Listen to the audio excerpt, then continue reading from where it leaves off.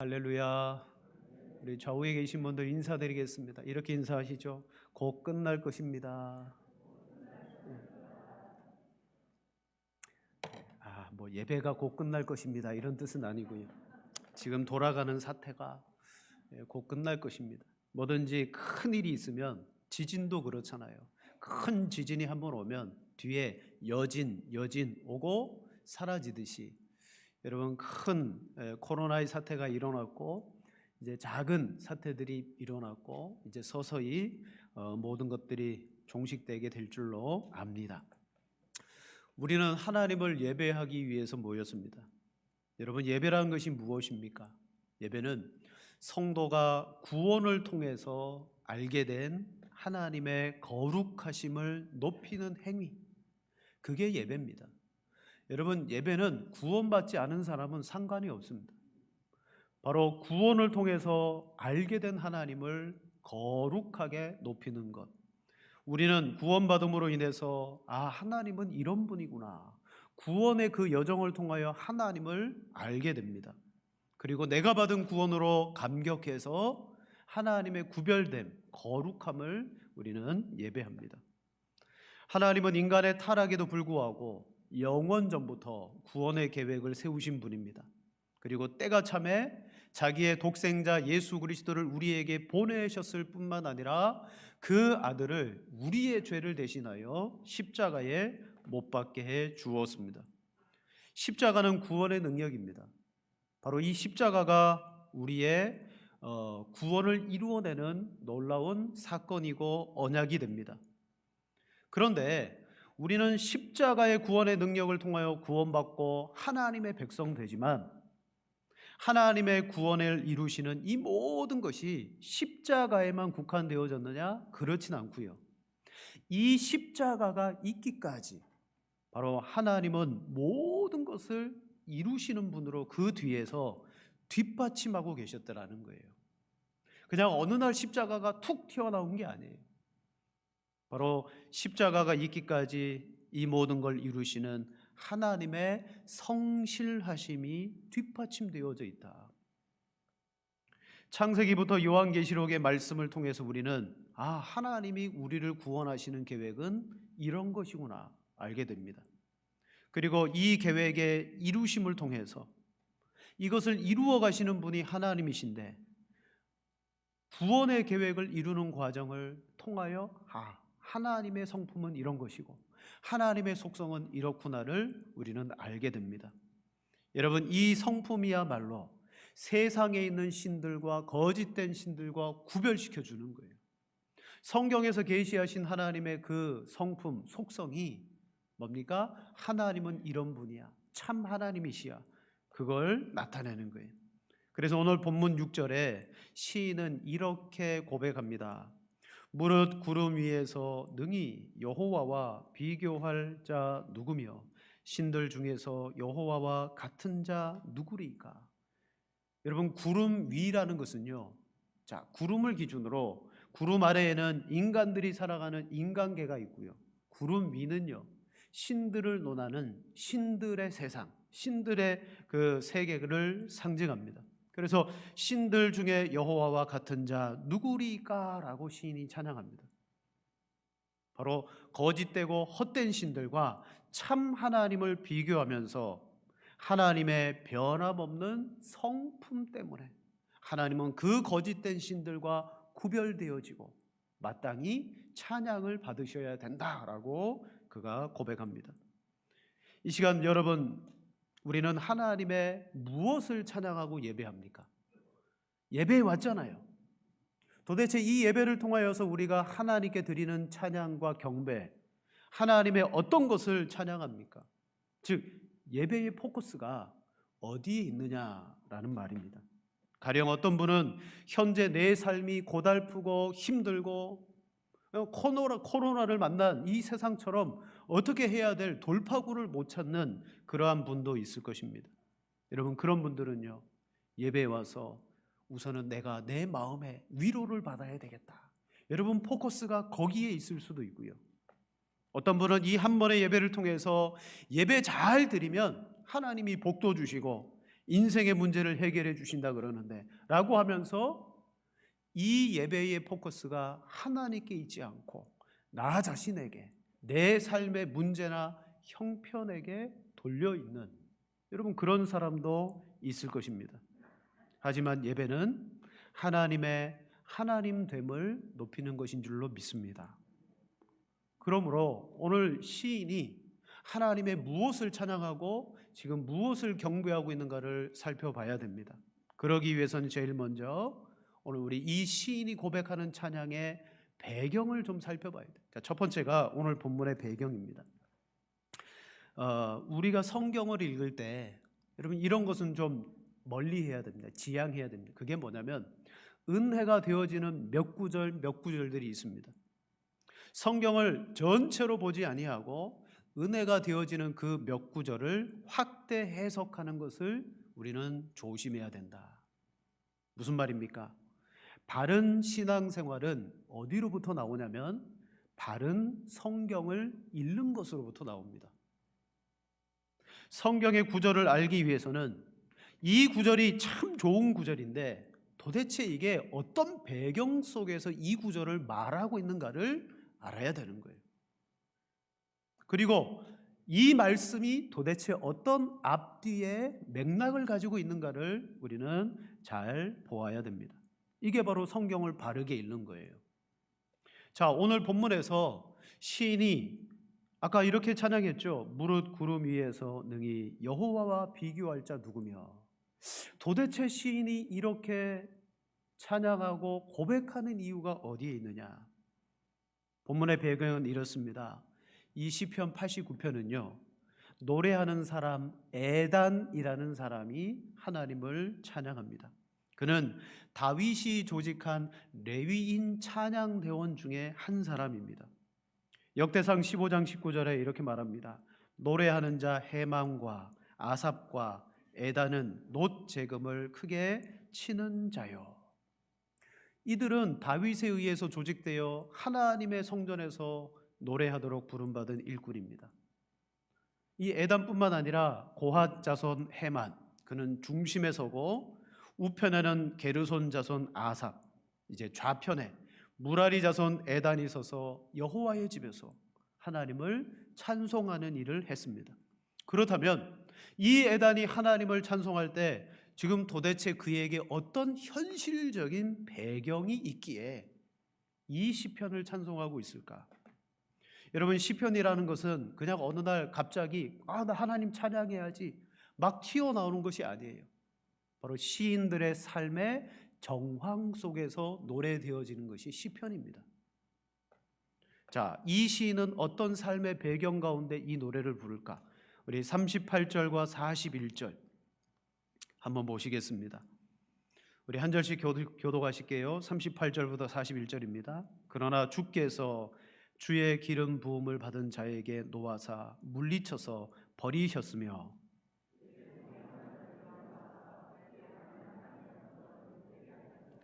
그의 모든 울타리를 파괴하시며 그 요새를 무너뜨리셨으므로 길로 지나가는 자들에게 다 탈취를 당하며 그의 이웃에게 욕을 당하나이다. 아멘.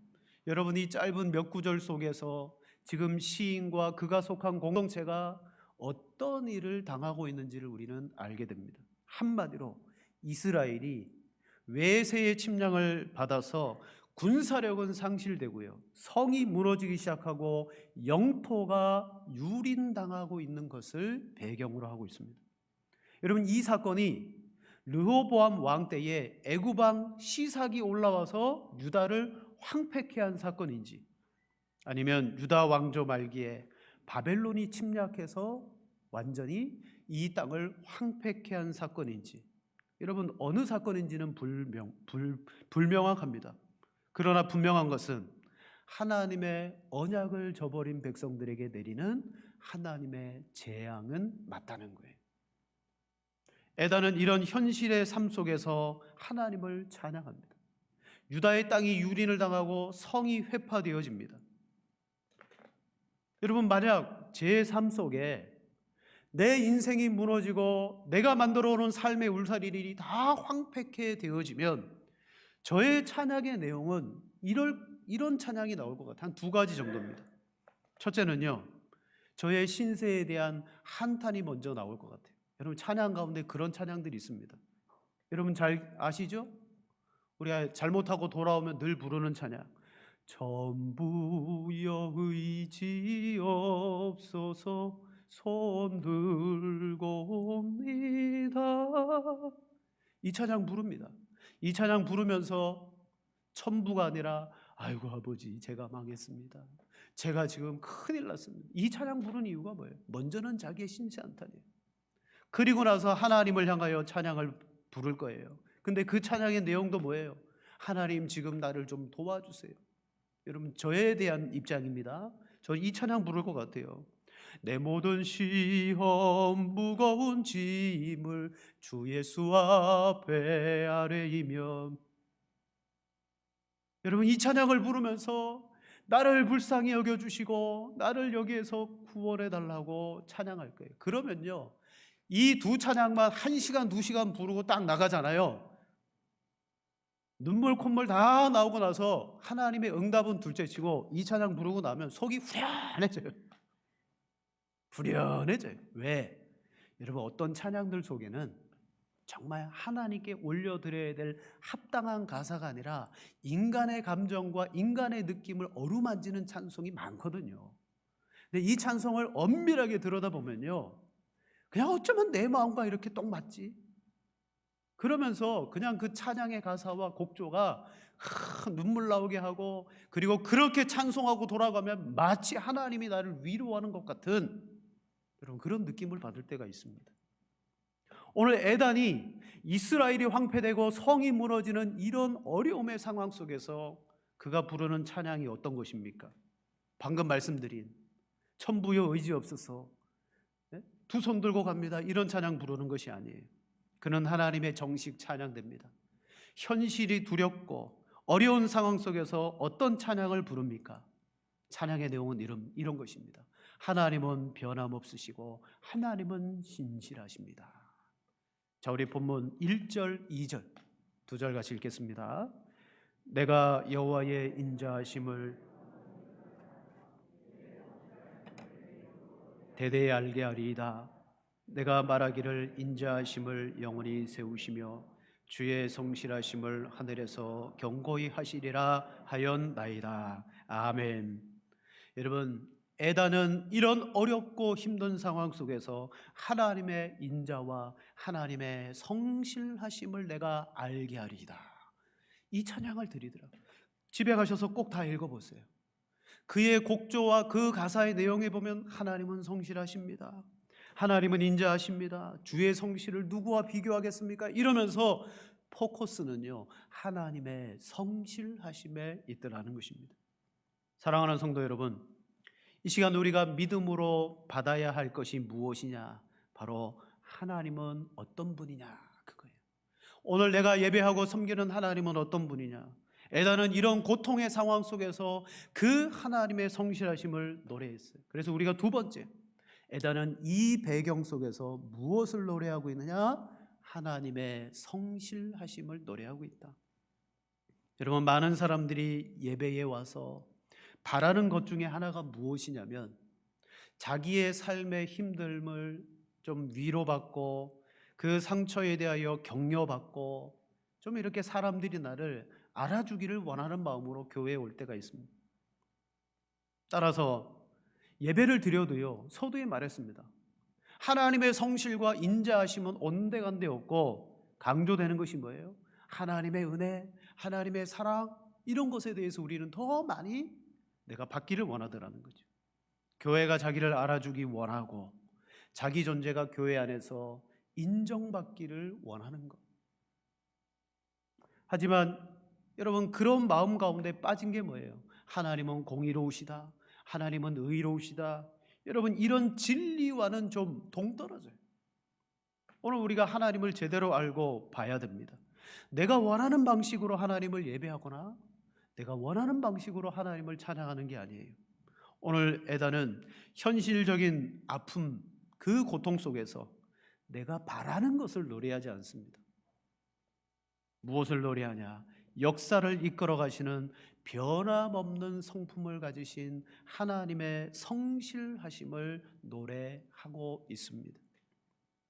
여러분, 이 성실하심은 무엇이냐? 하나님이 구원, 즉 우리를 이끌어 가시는 가장 기본적인 성품입니다. 제가 말씀드렸어요. 구원을 통하여 하나님을 알게 된 그 거룩함을 예배해야 된다.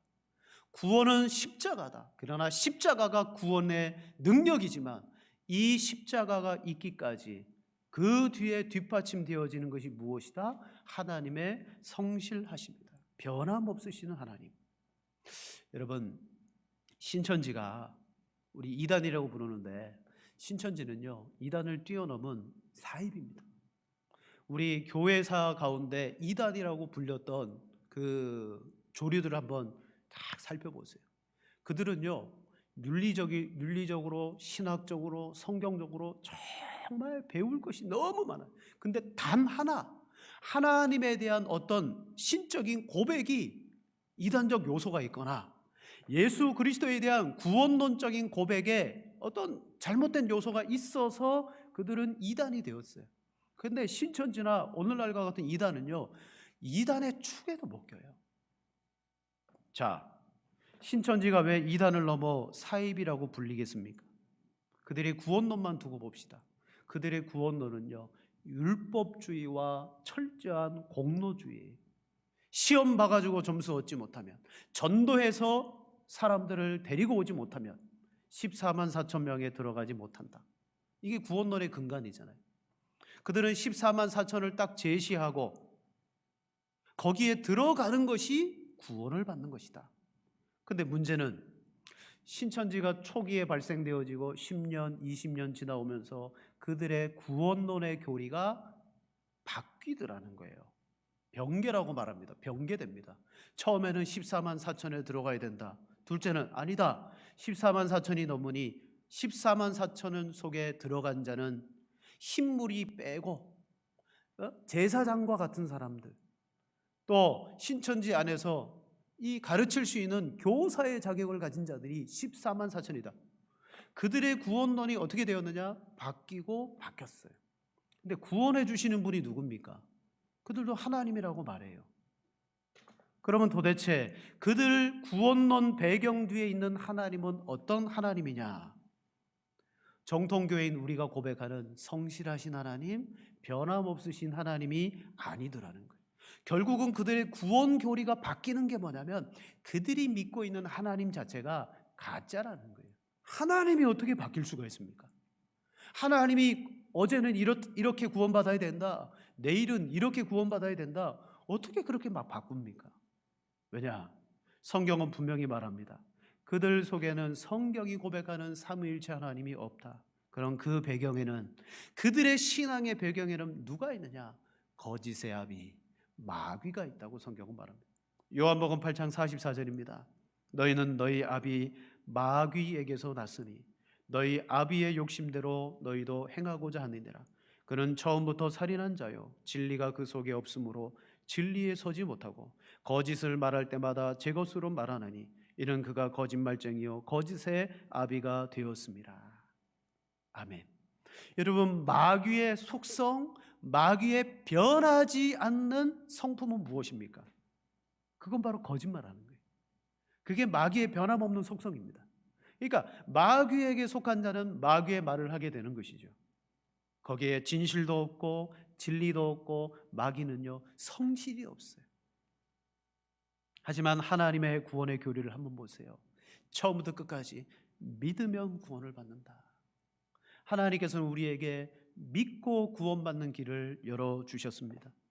그래서 사람들에게 이 구원의 교리가 처음에는 조금 원시적인 구원의 교리였다가 점점 예수 그리스도를 믿으면 구원을 받는다라는 변함없는 하나님의 구원을 쭉 끌고 가십니다. 그리고 그 속에 하나님은 성실하게 일하고 계셨습니다. 그래서 지금 시인은요, 하나님은 우주와 만물에 대하여 자비하심과 성실하심으로 돌보고 계실 뿐만 아니라 지금 환난과 고통을 당하는 우리에게 하나님은 여전히 성실하시다라고 찬양하고 있습니다. 여러분, 그렇다면 이 하나님의 성실하심이 이 시간 우리 예배에 어떻게 나타나고 있을까요? 지금도 하나님이 성실하셔요.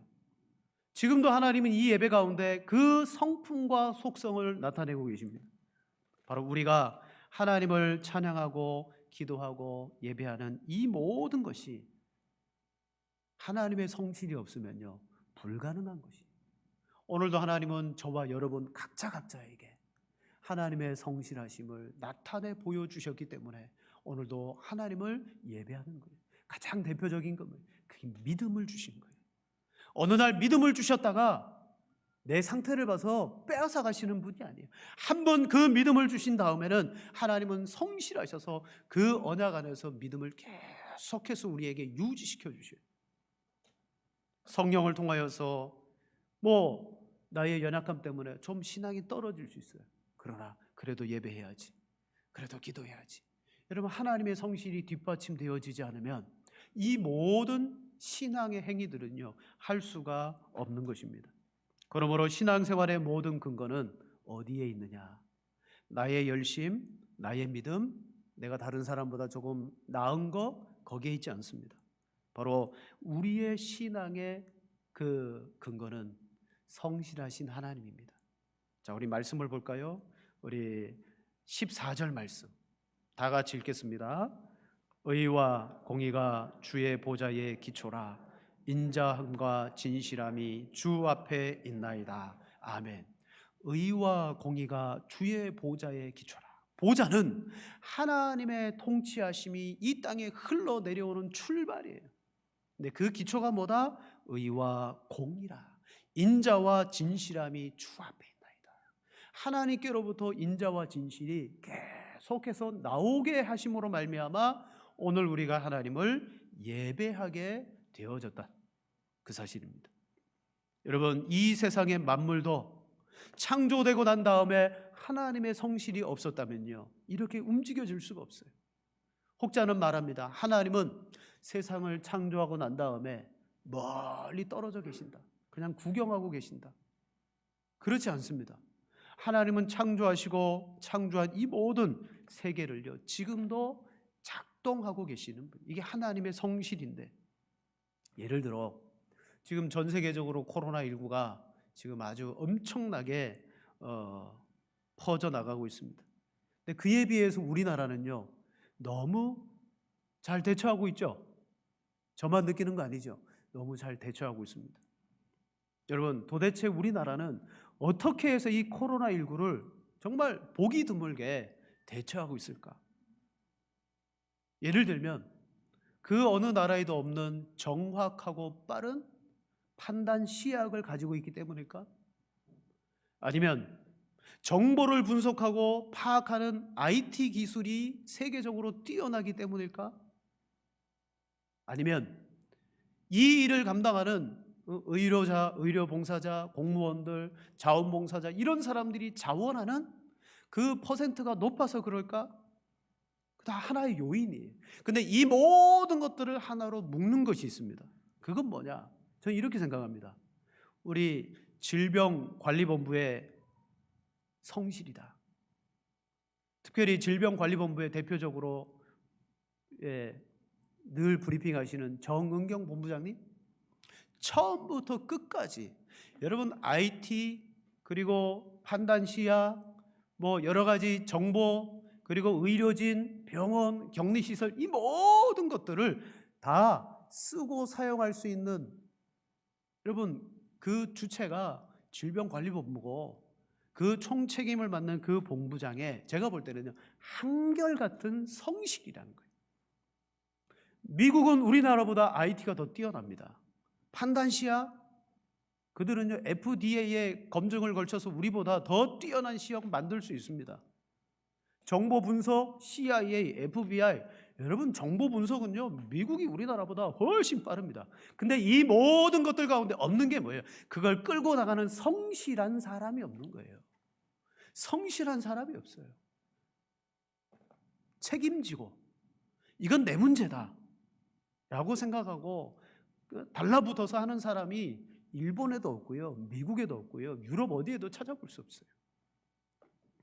성실한 한 사람이 이 구축되어진 인프라를 제대로 쓰고 있기 때문에 우리는 잘 대처할 수 있는 거예요.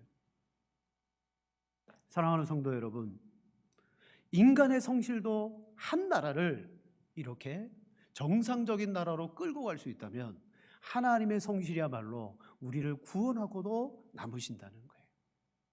오늘 내가 잘해서 내가 어떠해서가 아닙니다. 하나님은 나의 부족함에도 불구하고 오늘 시인은 지금 우리나라가 저 적군들에 의해서 황폐되고 성벽이 허물어지고 유린당하는 이 상황 속에서도 뭘 바라보느냐? 하나님의 성실하심을 바라보고 있습니다. 사랑하는 성도 여러분, 지금 내 삶의 현실을 바라보니 좋지 않습니다. 불안합니다. 두렵습니다. 어떻게 될지 모릅니다. 그러나 나는 하나님을 믿는 사람입니다. 무엇을 믿습니까? 그건 바로 구원받은 하나님의 사람들을 향하여 지금도 성실을 거두지 아니하시는 그 하나님의 거룩함을 믿는 것입니다.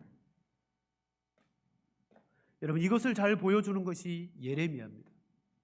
예레미야는 유다가 완전히 몰락한 이후에도 그는 하나님을 바라보았습니다. 예레미야 애가는 고통과 멸망의 자리에서 그가 하나님을 향하여 부르짖는 노래입니다. 자, 우리 성경을 한번 보시겠습니다. 애가 3장 14절에서 우리 24절, 좀 길지만 한 절씩 교독하시겠습니다. 나는 내 모든 백성에게 조롱거리 곧 종일토록 그들의 노랫거리가 되었도다.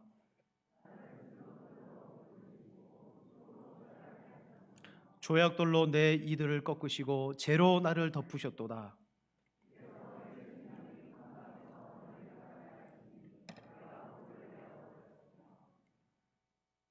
스스로 이르기를 나의 힘과 여호와께 대한 내 소망이 끊어졌다 하였도다. 내 마음이 그것을 기억하고 내가 낙심이 되오나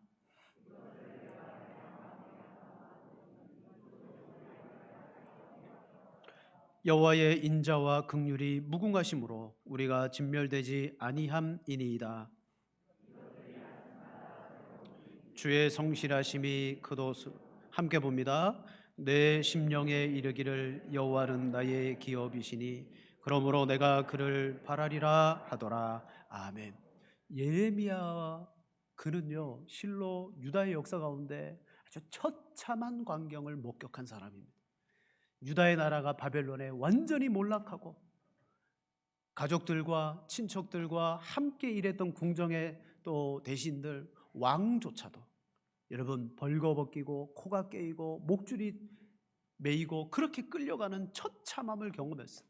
근데 그 앞에서 예레미야는 투항해라, 항복해라, 너희가 저 바벨론에 대항하다가 더 크게 맞는다. 하나님의 뜻은 멸망이니까.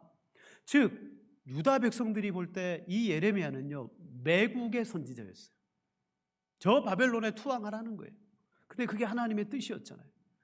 나라가 결국 망했습니다. 그로 말미암아 모든 비난과 고난과 고초의 화살이 그를 향하여 오고 있을 때, 그런 소망이 다 끊어졌다라고 할 때 21절에 내가 낙심이 되오나 이것을 내가 내 마음에 담아 두었더니 그것이 오히려 나의 소망이 되었사오면 여호와의 인자와 긍휼이 무궁하심으로 우리가 진멸되지 아니함이니이다. 이것들이 아침마다 새로우니 주의 성실하심이 크도소이다. 모든 것들이 황폐하고 다 끝난 줄 알았는데, 소망이 사라진 줄로 알았는데 여호와의 인자와 긍휼이 오늘도 예레미야에게 임하더라는 거예요. 이것을 통하여서 하나님의 성실하심이 오늘도 내게 주어지는구나. 그러면서 그 폐허 속에서 성실로 역사하시는 하나님을 지금 고백하고 있습니다. 사랑하는 성도 여러분, 오늘 하나님 그런 분입니다. 최종적으로는 십자가 속에서 우리에게 하나님은 이런 분야를 알려주고 계시지만 구약의 역사 순간순간 속에서 하나님은 변하지 않습니다. 그 구원의 역사를 바꾸지 않습니다. 동일하게 백성들을 사랑하십니다. 여러분, 이 성실함을 가장 대표적으로 보여주는 것이 무엇이냐면 세 번째로 하나님의 언약입니다. 언약. 성경에 수많은 하나님의 언약이 등장합니다. 뭐 수많다라기보다는 아주 중요한 언약들이 있습니다. 오늘 시인이 하나님의 성실하심을 어디에 근거해서 지금 노래하고 있냐면 사무엘하 7장에 하나님께서 다윗에게 주신 언약에 근거해서 그는 노래하고 있습니다. 여러분, 지금도 이 하나님의 성실하심은요, 구원받은 우리뿐만 아니라 믿지 않는 저 세상 사람들에게도 적용되어지고 있어요. 저들도 느끼지 못하고 알지 못하지만 하나님은 저들에게 성실하심을 베풀어 주고 계십니다. 그러나 그들은 하나님의 성실과는 상관없이 살아갑니다. 하지만 우리는 하나님의 그 성실하심을 맛보고 살아갑니다. 자, 여전히 이 세상에 하나님의 성실이 부어지는데 그것을 알지 못하고 살아가는 사람과 그걸 맛보고 살아가는 사람의 명백한 차이가 어디 있느냐? 언약 바깥에 있느냐? 언약 안에 있느냐예요. 저와 여러분들은 이 언약 속에서 하나님의 무한하신 성실을 맛보고 있습니다. 우리가 무엇을 통하여 성실을 맛보게 되냐면 대표적인 행위가 바로 언약이라고 말할 수 있습니다. 에다는 하나님, 제가 이런 현실의 문제가 있고 이런 고통이 내 삶 속에 넘칩니다. 그래서 하나님께 찬양하면서 하나님 구해주세요, 이렇게 해주세요, 저렇게 해주세요. 구체적으로 그걸 요구하지 않아요. 뭘 요구합니까? 다윗과 맺은 언약을 기억하오니 그 언약대로 이루어 주옵소서라고 말합니다. 언약이야말로 하나님의 성실하심을 잘 보여주는 것이기 때문입니다. 자, 우리 3절과 5절 말씀 같이 읽겠습니다. 주께서 이르시되 나는 내가 택한 자와 언약을 맺으며 내 종 다윗에게 맹세하기를 내가 내 자손을 영원히 경고히 하며 내 왕위를 대대에 세우리라 하셨나이다. 아멘. 에다는 알고 있습니다. 하나님께서 사무엘하 7장을 통하여 다윗과 영원한 왕위의 언약을 맺어주심을 기억하고 있어요. 그때 하나님이 다윗의 어떤 형편 속에서 언약을 맺었느냐? 그가 하나님 앞에 제사를 잘 드려서 그랬느냐? 그가 하나님 앞에 뭐가 큰 공로가 있어서 내가 내 왕위를 경고하게 해줄게, 그렇게 언약을 맺었느냐? 아니라는 거예요.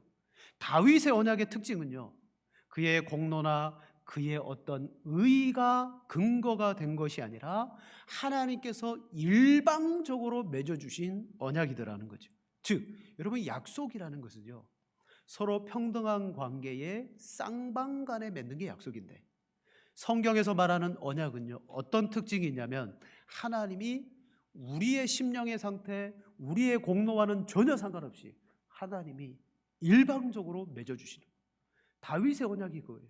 저 무명의 땅에 무명의 양치기로 살아갔던 그를 불러다가 하나님께서 왕으로 삼으셨고 그에게 대대로 왕위를 약속해 주었어요.